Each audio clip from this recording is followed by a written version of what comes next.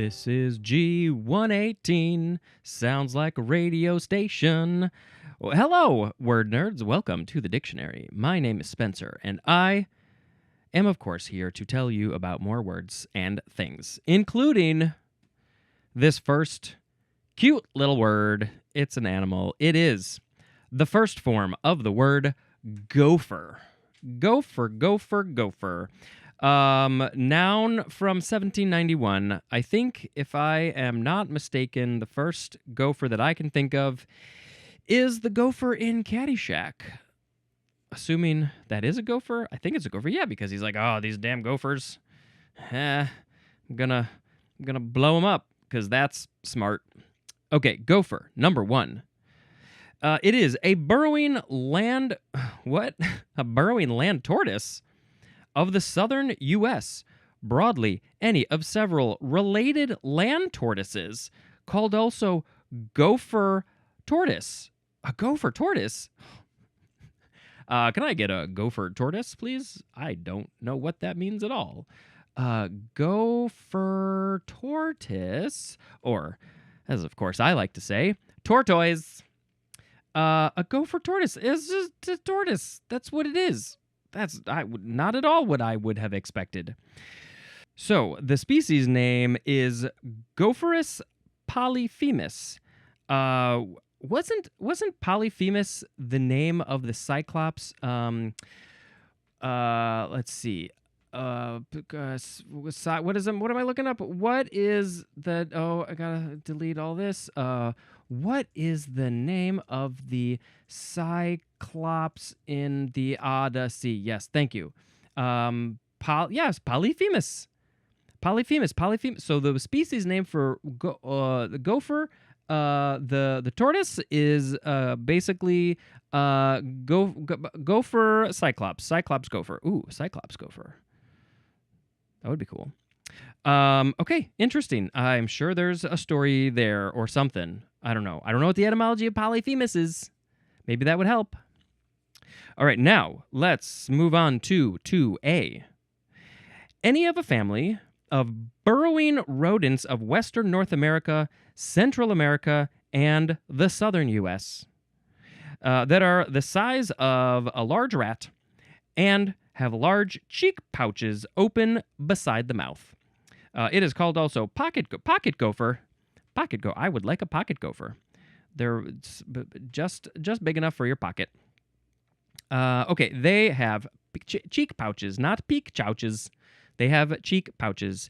The rodents of this type, from bigger to smaller, they have these cheek pouches. I wish I had cheek pouches so I could store food for later.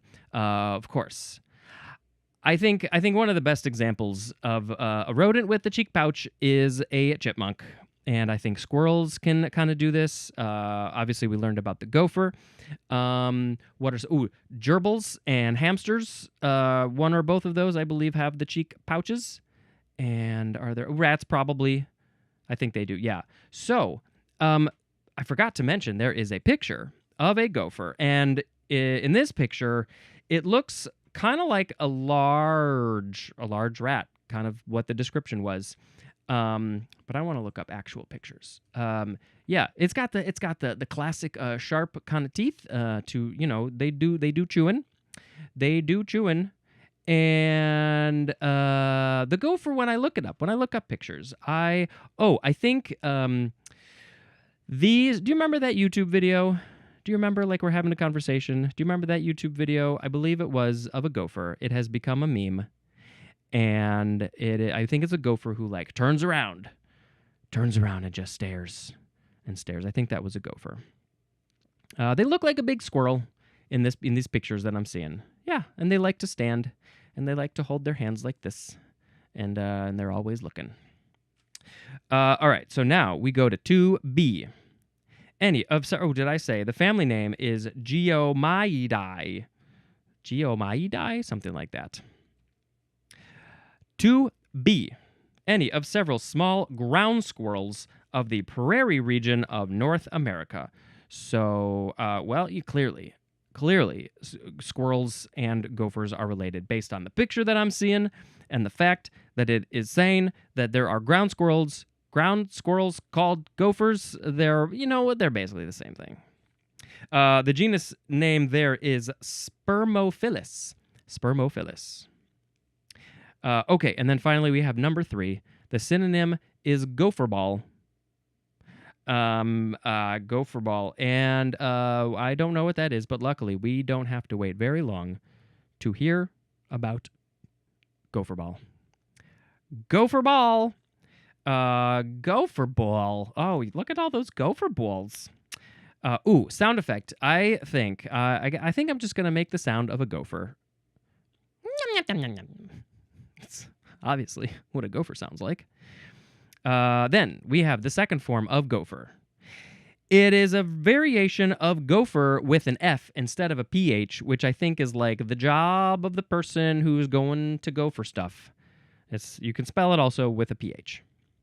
It's gopher's eating stuff from its cheek pouches. Next here it is, gopher ball. 2 words, noun from circa 1949. It is a pitched baseball hit for a home run. A home run. A pitched baseball hit for a home run. So is it that when they hit the ball and they get a home run, do they call it a gopher ball? A pitched baseball hit for a home run. Well, the pitcher did not want it to become a home run at all. I can guarantee that, unless they're throwing the game. Okay, so let's look up gopher ball baseball. Gopher ball baseball. Gopher ball baseball. Gopher ball. He's stalling while he figures out how to type the word gopher. Oh, cripe. Gopher ball. Gopher ball. Gopher ball baseball. Here we go. A gopher ball in baseball is a slang term for a pitch that a batter hits for a home run, usually charged against the pitcher. The term may also refer to equipment from Gopher Sport or the Minnesota Golden Gophers college baseball team. It's a bad pitch served up by a pitcher that goes for extra bases or a home run. So it's like, home run, whatever. You can't do anything about that. When there's players on bases already, then you just give them a crappy pitch. There's like, oh, dude, anybody could have hit that. Even Spencer could have hit that one. It was because they're going for extra bases. So it was a gopher ball. Okay, great. Didn't know if it was one of those where you had to like hold it in a special way and spit over here, but not over here, and then scrape it against your shoe and rub it on your hair for good luck. And yeah. All right, moving on to gopher snake. Noun from 1837. Number 1, the synonym is indigo snake. I'm guessing that indigo snake is maybe the more proper term, and they also call it gopher snake because maybe that snake also eats gophers. Sure. Number 2, the synonym is bull snake. I'm thinking that it's similar to a bull shark, where it's, I don't know, maybe it's just got like kind of a bull head maybe in front. Maybe it also eats gophers. Well, that's it for gopher snake. Now, can't not do the eating thing. Next is gopeek. Gopeek. It could also be gopik. Gopik or gopeek. It is spelled Gopik, hence the pronunciation gopik. But I guess gopeek is better. I don't know. It is a noun from 1992. It says, see the word manat at the money table. We'll get there eventually. Don't you worry. I hope we do. Fingers crossed, please and thank you. Okay, so manat, gopeek, is a type of money. And I can even tell you where it's from because this is from the Azerbaijani word, spelled a little different. So I guess they would pronounce it gopeek. Kopek. That's another term, and that is from the Russian kopeka. Yes, I have heard kopecks, I think, in terms of Russian money, maybe. Maybe it's old money. And now, it's time to move on to gordian knot. Gordian knot with a capital G. And knot is like the knot in your shoelaces that you can't get out, and you're very frustrated, and you really have to pee when you get home, and you're like, oh, I can't get this knot out of my shoes. It is also a noun from 1579. Number 1, an intricate problem, especially a problem insoluble in its own terms. This is often used in the phrase, cut the Gordian knot. Ooh, like cut the crap. Stop giving me a problem that I can't solve. Otherwise, this sounds very fascinating. I first imagine it being in like maybe mystery stories, mystery novels or something, but maybe I'm completely way off. Gordian knot is a legendary ancient knot tied to an ox cart, famous as a metaphor for solving a hard problem with bold and direct action. Like, what, break the ox cart? Let's see. Let's learn something. The legend of the knot. Tied by Gordius, I imagine that's where the name came from. Gordius was a poor peasant who became the king of Phrygia, modern-day Turkey, after an oracle depicted a cart would bring their ruler. So an oracle said that in Phrygia, a cart would bring about their ruler. And, okay, let's find out what happened. What did the prophecy say? An oracle later declared that whoever could untie the complex knot was destined to rule all of Asia. And we've got Alexander. So Gordius became the king of Phrygia because I guess he untied the knot. Let's see what it says about Alexander the Great. In 333 BC, Alexander the Great faced the knot. Instead of untangling it, he drew his sword and cut it in half with a single stroke. Well, yep, that's the bold and direct action that you are supposed to take when you come across a problem. Can't figure it out with your brain? Use your brute force. Yeah. Okay. So the today. So wait, did Gordius also untie the knot? It didn't give me information about that.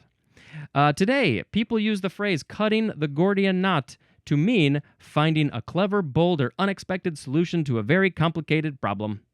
I like that. That's very interesting. I've never heard of that. And I think that the show Taskmaster is a perfect example of Gordian knots. But what is cutting the Gordian knot? That's the action that he did.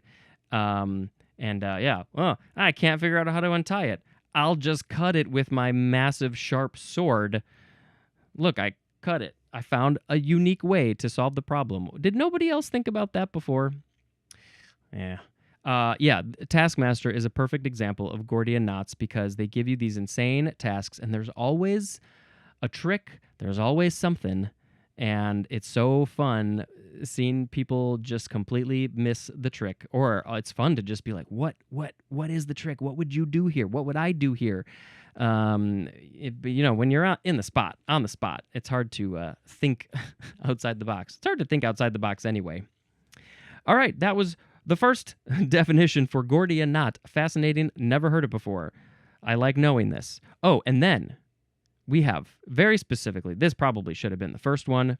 Number 2, a knot tied by Gordius, king of Phrygia, held to be capable of being untied only by the future ruler of Asia and cut by Alexander the Great with his sword. Wow, if I had kept on reading, I would have gotten the whole story and actually a little bit more, because here I now understand that Gordius was the king of Phrygia, and I guess maybe one of his oracles said, you should tie a knot on a cart that's really, really, really, really, really, really, really hard to untie, and then a new ruler will come in who gets rid of the knot for you.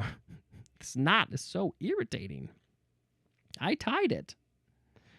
I'm Gordius, king of Phrygia. Okay, let's move on to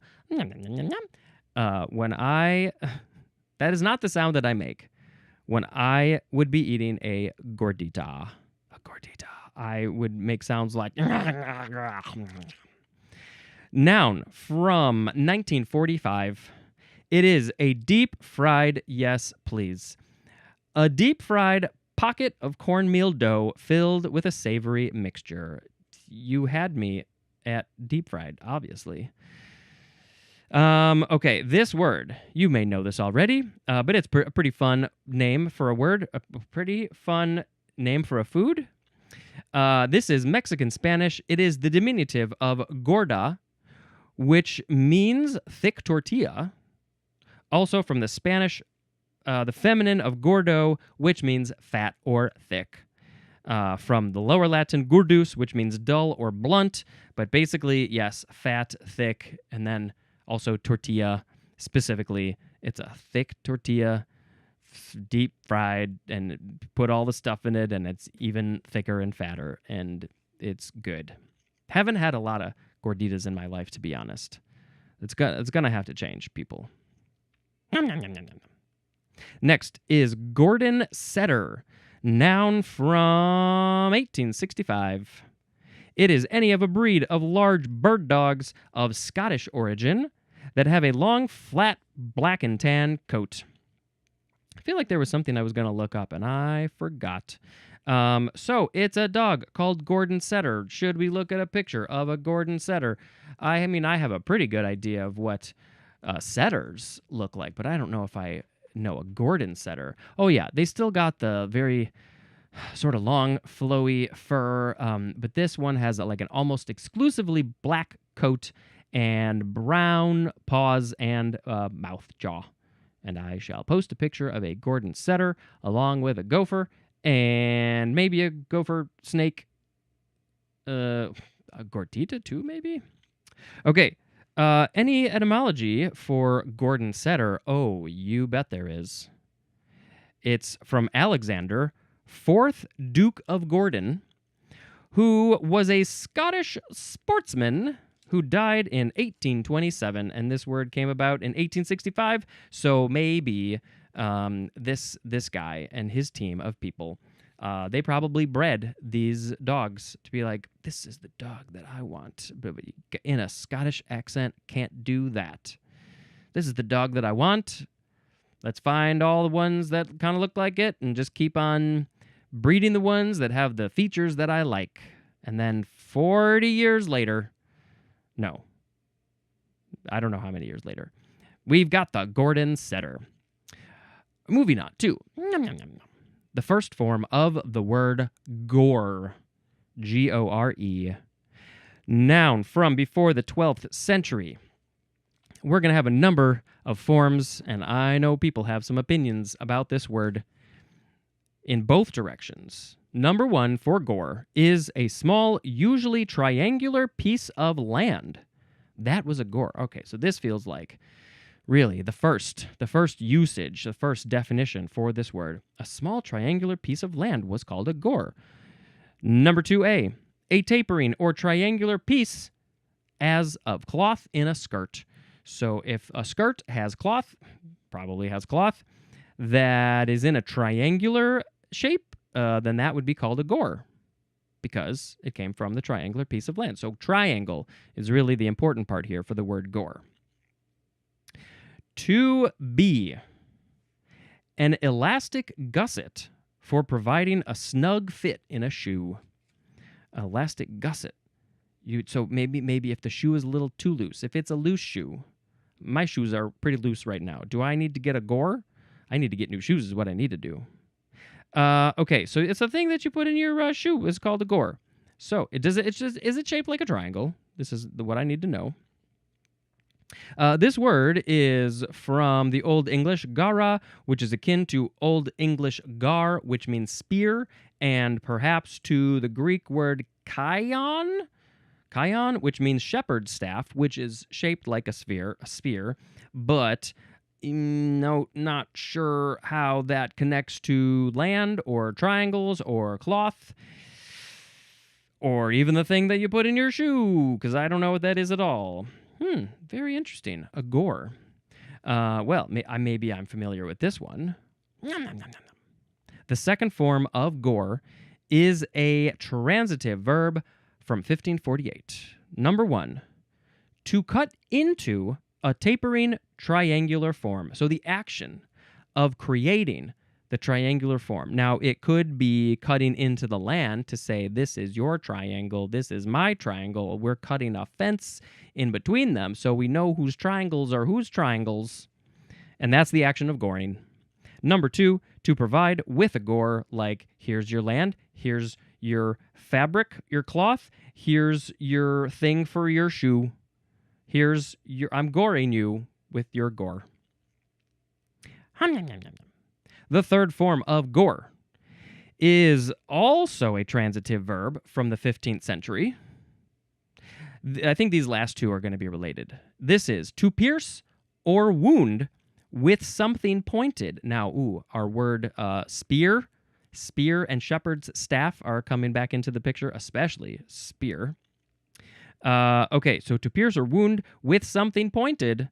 And an example of the thing that is pointed is a horn or a knife. What kind of horn?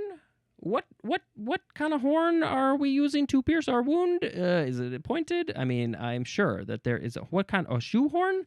What kind of horn are we talking about? Probably not the trumpet horn, the trombone horn, the baritone horn. I don't know what that is. But clearly, if it's something pointed and you stab something else, you have gored it. Ooh, makes me think of those videos of the people doing the what's it called? Why is my brain blanking?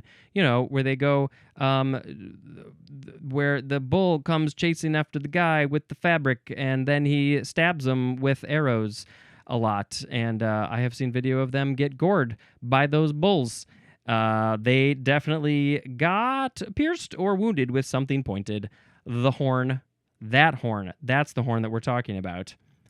A horn or a knife. We figured it out.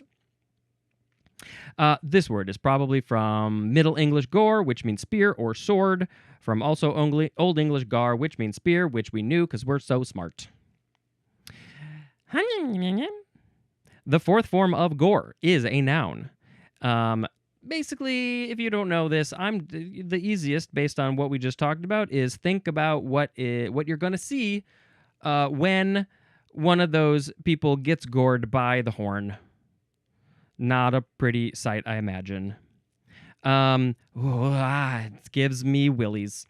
Okay, so gore, noun from 1563. Number 1, the synonym is blood, but especially clotted blood. Clotted blood. It's getting kind of goopier, I think. Clotted blood seems pretty goopy. Goopy to me. Number 2, here we go. Gruesomeness depicted in vivid detail. This is what you might see when you go to see certain horror movies.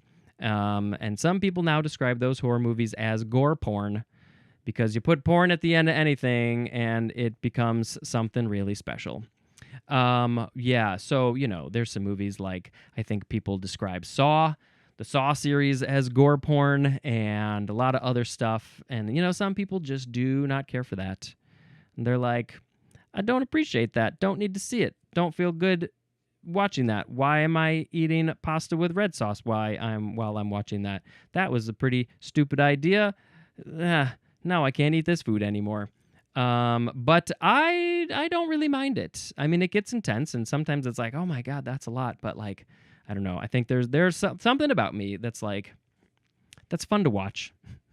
Not in a, it's just like, I think more about like the practicality of it, how they did it, why it's like, just the fact that they did it at all, and like how far can we push this and make it, and also like it's fun to freak other people out. Yeah, there's a lot of enjoyment in that, so I enjoy that kind of stuff. Let's see. Ooh, this is a Middle English word that is filth. It means filth. Ugh, look at that filth. And then Old English gore, and that's pretty much it. All right, we've got one more word for this episode. Yum, yum, yum, yum, yum, yum, yum. It is the first form of the word gorge. Gorgeous George? Gorge. Georgia. Noun from the 14th century.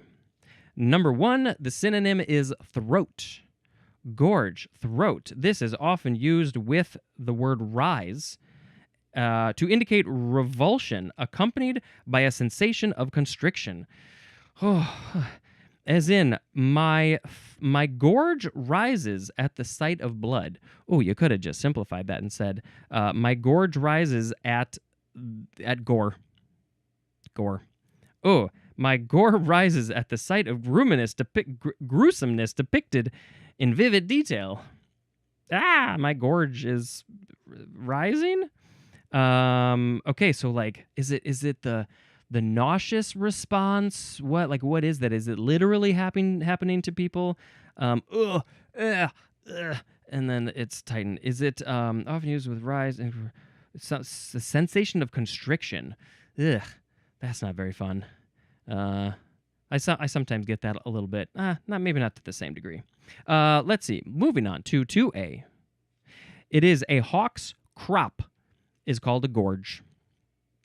I wonder if there's going to be a similarity etymologically between a hawk's crop and the throat.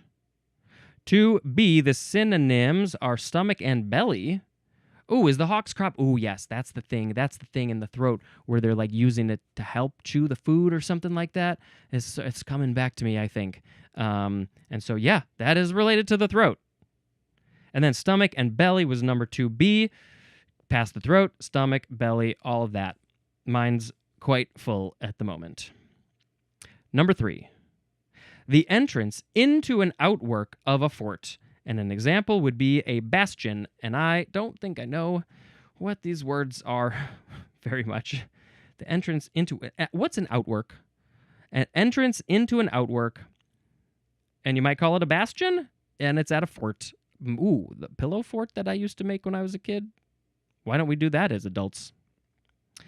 Okay, and then maybe, the entrance, right? So the throat is the entrance. It's all about that idea, okay?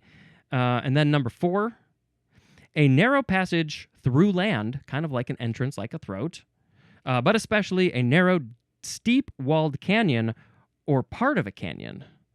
A canyon, yeah, okay, it's like the entry, okay, yeah, or part of a canyon. Canyon. Number 5. A primitive device used instead of a fish hook that consists of an object easy to swallow but difficult to eject. There is a long example, which is as a piece of bone attached to the middle of a line. Okay, so if you like tie a bone to the string, the line that you're using to fish, it's like near the end where maybe there wasn't a hook that the bone would go in, but you got it tied so it's pointed up, and then you can't get it out because it's stabbing them in the throat, and I don't think they like that. Okay, so that whole thing was a primitive device used instead of a fish hook that okay, so this was, before they were able to forge metal into a hook. They were like, we need to make a hook. And how do we do that? We got that bone from that animal we ate. Let's tie it, and then it won't be able to come out. When the fish swims backwards and we pull that way, it's going to jam more into them. It's old. It's primitive. That's like 30 years maybe. Number 6, a mass choking a passage. So like a rock in the way of the passage. As in a easy to swallow. Am I reading that? No. A river dammed by an ice gorge. Ice gorge. I definitely think of the canyon one when I think of gorges. Okay, a mass choking a thing, the river dammed by that. And then number 7, the line on the front of a coat or jacket formed by the crease of the lapel and collar. The line on the front of the coat or jacket formed by the crease of the lapel and collar. Oh, this part, is it the very top part that goes along the neck? Is that called the gorge? That's the only thing I could think of. Oh, I never even thought that would have had a name. Gorge. Okay, let's pick a word of the episode. We did a pretty good amount of talking. This episode had the words gopher, gopher, gopher ball, gopher snake, go peek, gordian knot, gordita, gordon setter, gorge.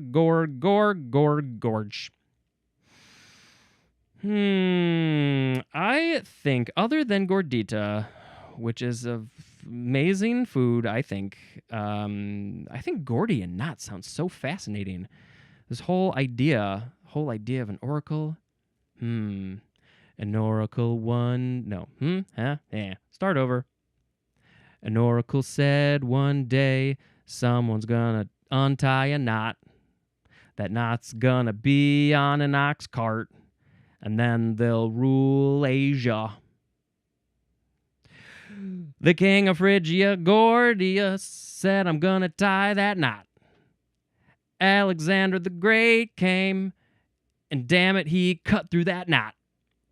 That's the Gordian knot. The Gordian knot. It's the Gordian knot. It's movie time. Let's see. Where did we leave off? You know what? Forgot to bring up my list. All right. We are going to this note and going all the way down to Stiller and Meara. This is a documentary that I saw on a plane about, Ben Stiller's parents and Jerry Stiller and Anne Meara. And I only had a casual knowing of who they were, unfortunately. The biggest thing that I knew was Jerry Seinfeld. Jerry Stiller was in Jerry Seinfeld's show, classically and amazingly, and I did not watch all of it, but what I have seen is fantastic. He was one of a kind, and his wife Anne Meara, she was an equal force, I think, just in not as well known to me. It's just a fascinating documentary that Ben Stiller made about his parents. And just like getting to know that little bit of that world, and pretty interesting, worth a watch for sure. Stiller and Meara sitting in a tree, making each other laugh. This is the end of the episode. You're done. This has been Spencer dispensing information. Goodbye.